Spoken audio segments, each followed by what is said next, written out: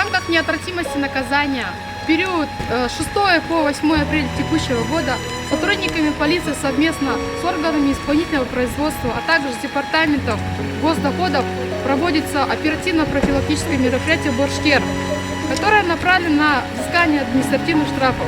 В настоящий момент, в период проведения УПМ «Борштер», на специализированные штрафные стоянки водворено 65 автотранспортных средств.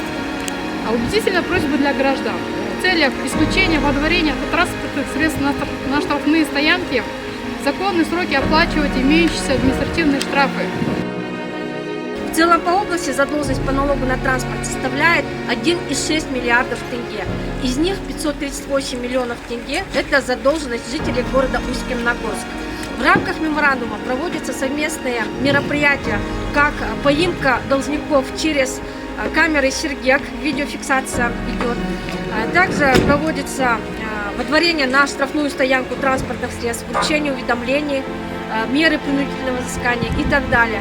В этой связи всем автовладельцам, которые имеют задолженность, просим незамедлительно погасить налог на транспорт во избежание неприятных инцидентов.